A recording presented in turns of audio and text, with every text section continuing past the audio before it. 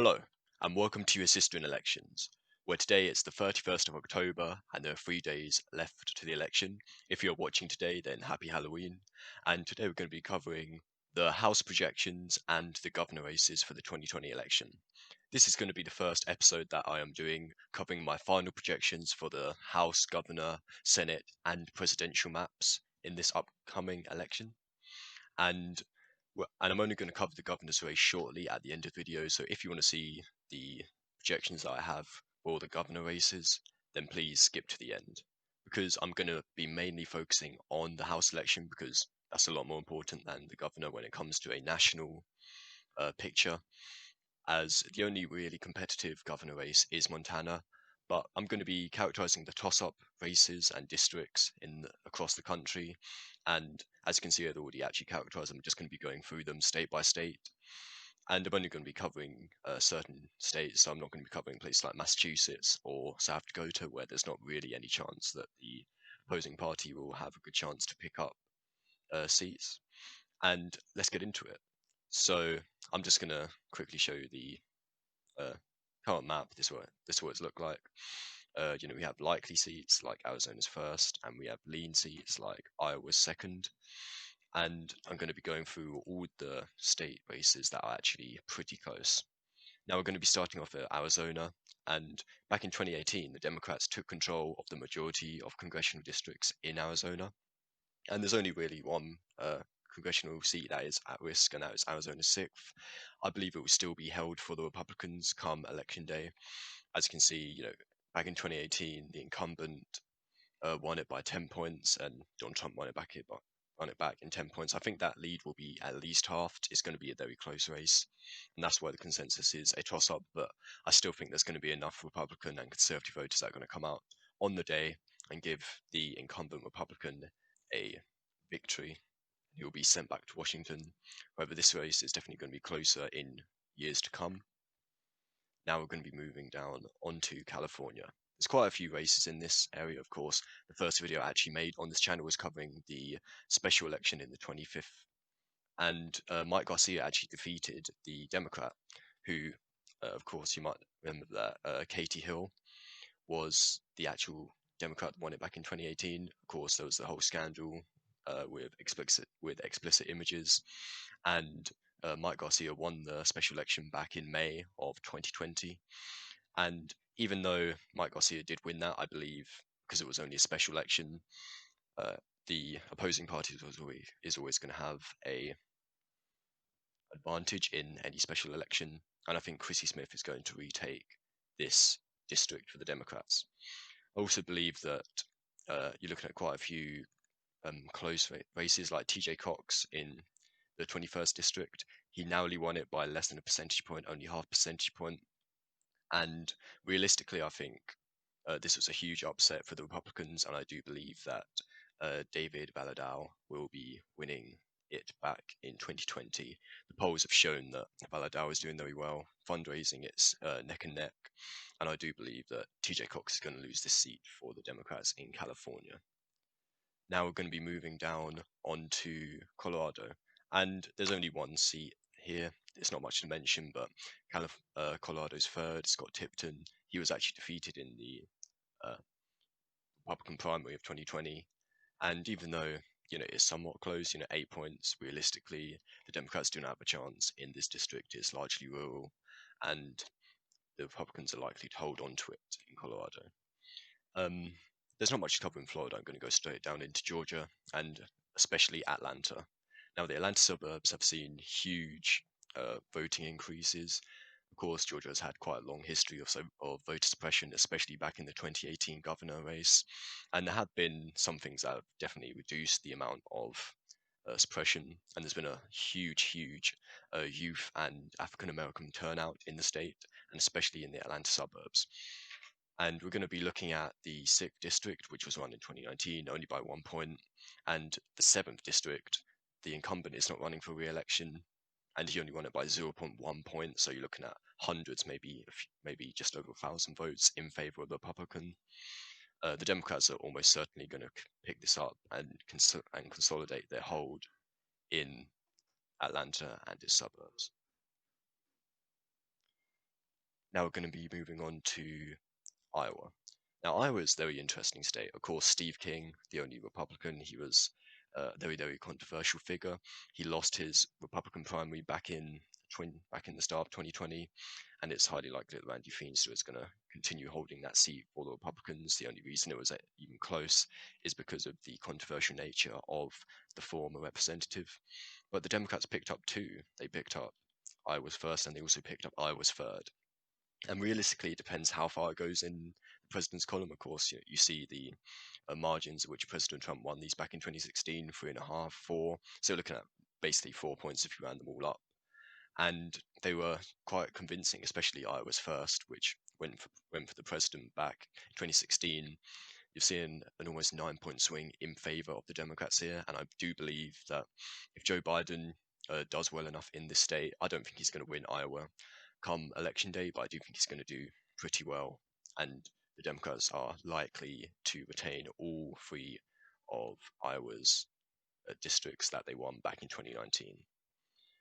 Now, the next state that we're going to be moving on to is, I'm going to quickly cover Kansas. There's not much going on here. Of course, you have the west side of Kansas City, and I do believe the Democrats are going to continue holding this seat. Of course, it was very, very narrow.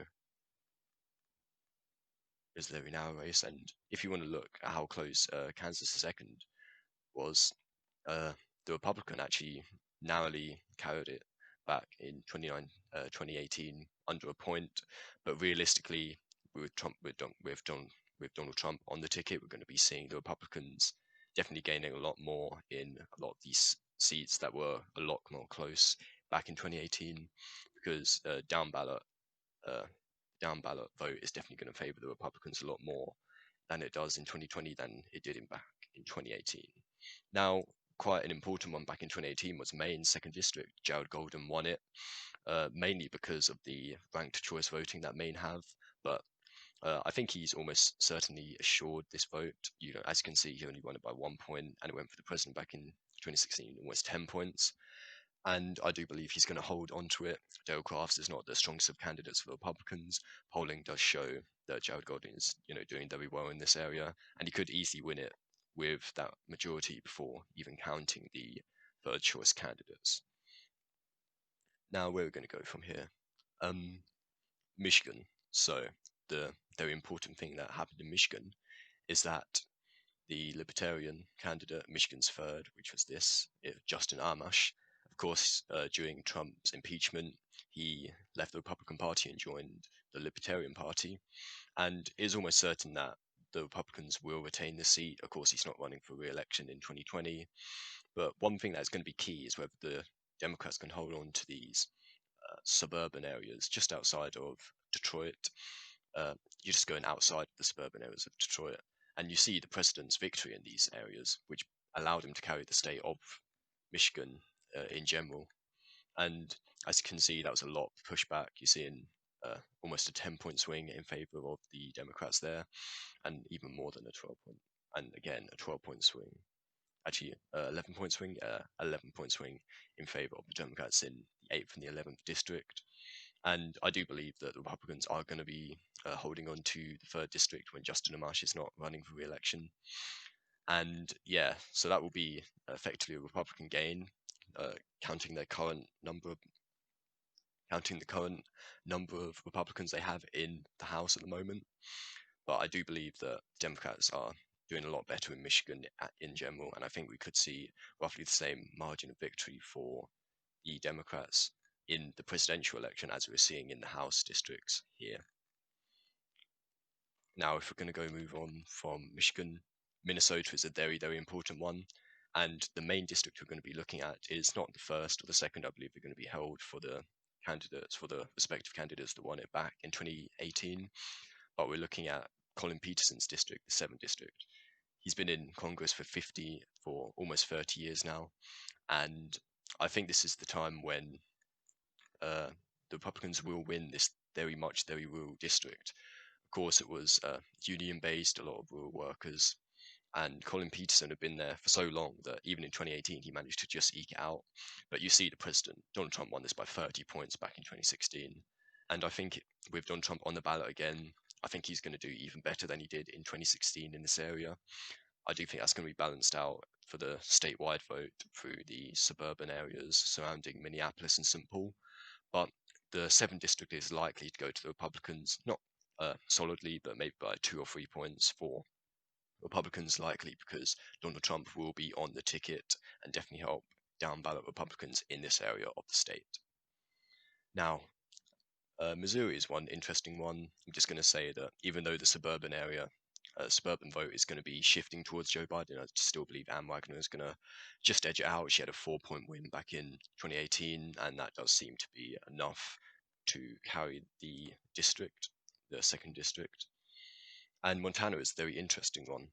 Now, of course, there's been a lot of talk about Montana in the Senate, in the governor, and in the House, because other than the presidential election, Montana is really a toss-up state when it comes to down ballot candidates, and we're seeing this in the House because the current um, representative for the at-large district, Greg Gianforte, is running for the governor election, and it's going to be a very, very close run. Of course, President Trump won it by 20 points the state in 2016, but in the House it's going to be a lot closer, especially with an open seat. I still believe that Rosendale is going to just edge it out. The polls seem to favour him at the moment, but realistically, this could come down to the wire depending in which way Montana is going to vote in the Senate and the governor, because I do believe that all three are going to go to the Republicans narrowly at the moment. Unless there is a huge shift in favour of the Democrats, then they could easily win all three if that does happen. But at the moment, the Republicans are likely to hold on to this area. Now, Nebraska's second.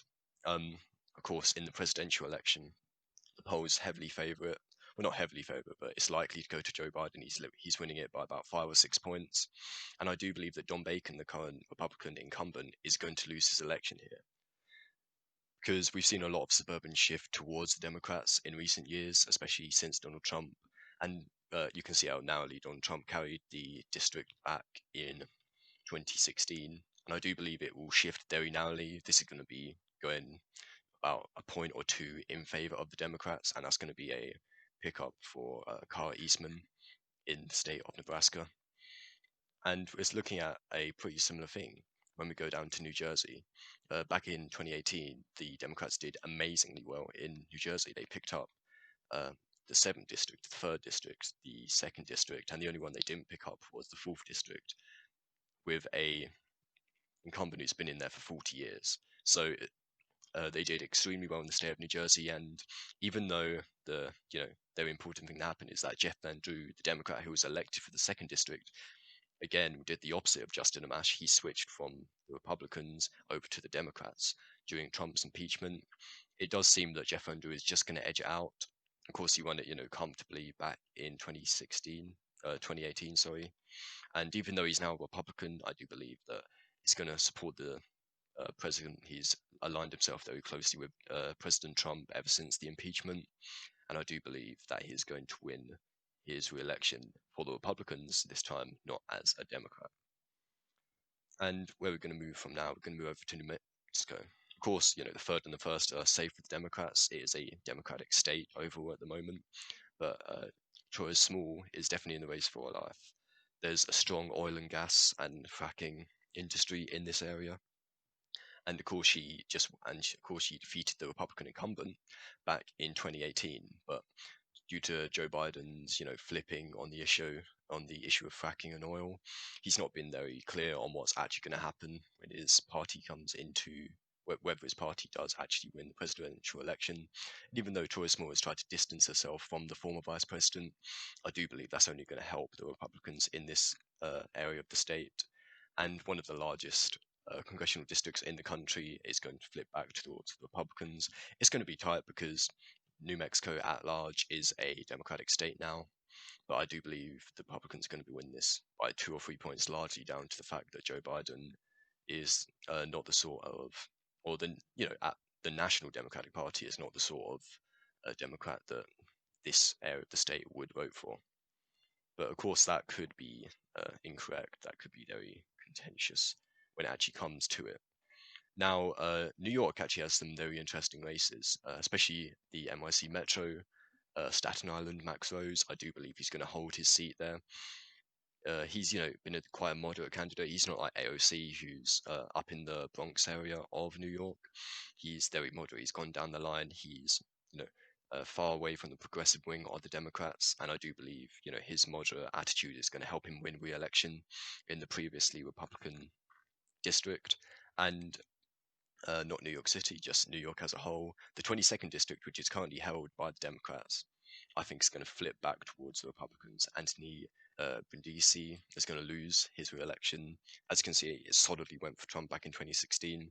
It's going to be about the same margin, and I think Claudia Tini is definitely going to do a lot better than she did in 2018. She didn't properly run a very strong race. She's doing very well when it comes to fundraising, etc. But I do think the uh, Republicans are going to take back this upstate New York congressional seat.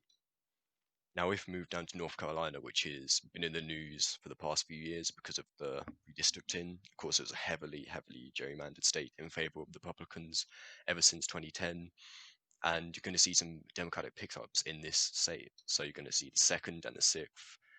They voted very strongly in favor of the president, very strongly in favor of Hillary Clinton, 24 points and 21 points. You do kind of wonder how bad it was gerrymandered that Democrats only held three of the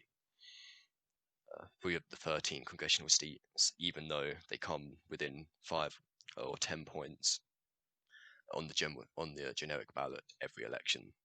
But I do think one race that is very important to look at is the open seat in North Carolina's 11th. Of course, it now encompasses the liberal city of Asheville, and it's not David Cawthorn, it's Madison Cawthorn is going to run a very tight race. He's been quite a controversial figure. Mo Davis does have a good chance here, even though the area as a whole is very pro-Trump. I think it's going to come down to the wire here, but I do believe that it's going to be narrowly going in favor of the Republicans, and Madison Cawthorn will be the youngest congressional member if he does win his election there. So we're going to be moving on to Oklahoma. Now, Oklahoma is a very solid state. Back in 2016, every single county in the state voted for Donald Trump. But in 2018, Oklahoma City, the 5th district, which characterizes that area and its suburbs, did flip for the Democrats. It was quite a narrow margin, 1.3 points. And I think this was largely due to it being a midterm election, and Kendrawn is likely to lose her election here. The polls have bias narrowly up. It's not going to be more than 1 or 2 points again. This is realistically still a toss-up. It depends what happens on the actual day. If Republicans come out in large enough margins to reduce the early voting lead that the Democrats have made here. But because of the large support for the president and that he's now on the ballot, and there's going to be a lot more Republicans coming out to vote than in 2018, I do think the Democrats are going to lose this seat in the middle of Oklahoma. Now, Pennsylvania is also a very tight one. Of course, Brian Fitzpatrick has, for the last 2 House elections, he's been in a very tight race, even though the area did vote for Hillary Clinton, and I think it's going to vote for an even larger margin for Joe Biden this election. I still think he's going to narrowly hold on to this area because, House elections are quite different to the way that the area will also vote for the president. But I do think it's going to be going to the incumbent Republican, and he's not going to lose his seat this time. And Scott Perry as well, in a very tight race. Donald Trump won this area by 10 points. And I realistically don't see the Democrats winning in this area. Of course, Pennsylvania is probably the most important state in the presidential election. And other than the suburbs of places like Pittsburgh, Scranton, and of course Philadelphia, I don't think the Democrats are going to do well enough to actually carry these areas to possibly gain a seat in Pennsylvania. And we're going to be moving down onto South Carolina, which has a very interesting congressional race, and that is the 1st district. It went very strongly for President Trump back in 2016, 13-point margin. And Joe Cunningham, from what I've seen, is running a very competitive race with Nancy Mace. Nancy Mace is a great candidate for the Republicans, and even though South Carolina is definitely trending towards the Democrats, I do see Nancy Mace possibly taking the win. But because of strong campaigning, a lot of fundraising going in favor of Joe Cunningham, I think it's going to be a very, very tight race, and realistically, I want to put it as a toss-up still, but I'm going to put it in favor of Joe Cunningham just because I do think that the Democrats are definitely making inroads in the Senate election and as well as the presidential election in South Carolina. And one other state that we're going to quickly look at is Texas, a very, very important state because there's quite a lot of open seats that the Democrats are likely to pick up. The 23rd, narrowly went for the Republican incumbent back in 2018. He's no longer running. He is retiring from the House in 2020, and I do believe that Hillary Clinton had a 3.4 margin in this area, and I do believe Democrats are going to pick this state up. Texas 24th, again an open district. Candice Valenzuela, this could be the first Latina, Afro-American Latina in Congress, and she is doing very well in the polls. And of course, they don't have the incumbent there as well. I do think that's going to be another pickup for the Democrats. Texas 22nd is a lot closer. Of course, Texas 22nd, I believe, is Houston. Could be Houston suburbs, and it's going to be a very, very tight race. I do believe the Republicans are just going to edge it out here, but we've seen huge amounts of record turnout in Texas as a whole, but especially in Houston. Texas as a whole has already equaled its 2016 vote total with just early votes, and this is not even including the in-person voting that we're going to see on the day on Tuesday. And I do think that's going to bode well for the Democrats statewide in the Senate, which I think is going to be very close between John Cornyn and Hagar. I still believe Cornyn's going to edge out on that, but looking at certain House races, especially Texas 21st, which is up in Dallas, the Dallas area, and I do believe that that's going to be a pickup for the Democrats in that area. So Democrats are going to do very well in Texas, and this is going to be the sort of area where they're picking up congressional seats. Whereas a place like Utah, Salt Lake City, and the suburbs, of course, you're looking at Provo as well, encompassed in this area. I do think the Republicans can win this back. You can see the margin that Ben McAdams won this in 2018. Utah's been a very conservative state for ages. The only reason it was possibly competitive back in 2016 and 2018 is because Evan McMullin's winning about 1/5 of the vote in the presidential election in 2016 in Utah to try and stop Donald Trump from winning the presidency. But I do think Donald Trump back on the ticket, no Evan McMullin this time. Ben McAdams narrowly winning it back in 2018.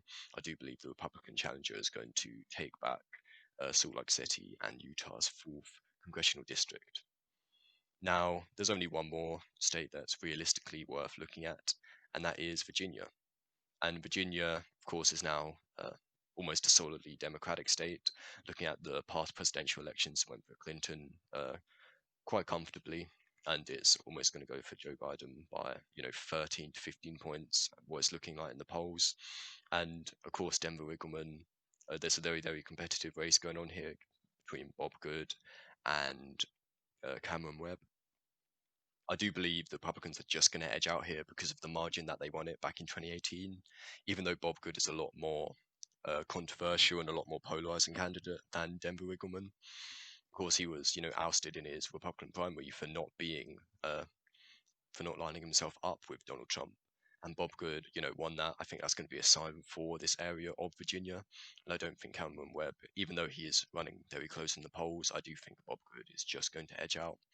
But realistically, I could see Cameron Webb also winning this area. And as well as the 7th district, Abigail Spanberger is going to hold on to that, even though it was quite a close margin and the president won it by 7 points back in 2016. I do believe Democrats are going to hold on to this Virginia congressional district. And there's no other races that are realistically interesting to look at. And this currently has the Democrats at 235 electoral votes, congressional seats, to the Republicans 200. And that would almost mirror entirely exactly what it was back in 2018, because there's been a few special elections, some retiring, some having to resign their job. So not much is changing. It's just, you're seeing pickups for the Democrats in places like Texas and North Carolina due to redistricting. But you're also seeing pickups for Republicans across Minnesota, larger rural areas that are going to go against Joe Biden and the Democratic National Party as a whole, as well as a few suburban areas in pretty conservative states such as Salt Lake City metro area, as well as Oklahoma City's metro area. Now, I'm going to quickly move on to the governor's race, and realistically, there's not much to say here. The only races that are actually competitive in any sort of way are North Carolina, Missouri, and Montana. North Carolina, Roy Cooper is doing extremely well in the polls. He's leading by 15 points, so that is almost certain to go to the Democrats at this point. And Missouri, the current governor, the Republican current governor, is also doing solidly in the polls there as well. Montana, realistically, is the only state that could see an upset. But because Steve Bullock is term limited, he's now running for the Senate of Montana, or he's running for the open Senate seat in Montana, or sorry, he's running against Steve Daines, the current senator for Montana. I do believe that Montana is just going to vote for Greg Gianforte as the governor. Of course, I mentioned him back when I was covering the House because he is the incumbent representative for Montana at large. But I do think the Republicans are just going to edge it out. The polls seem to show that the governor race is going to go almost by the exact margin that's going to go for Steve Daines in the Senate, and I do believe the Republicans are going to increase their governors nationwide, going up from 26 to 24 to 27 to 23. So, thank you for watching. Hope you enjoyed. Remember to like, comment, and subscribe. And I'm going to be making my Senate prediction, my final Senate prediction video tomorrow, and my final presidential or electoral map prediction on Monday. See you again soon.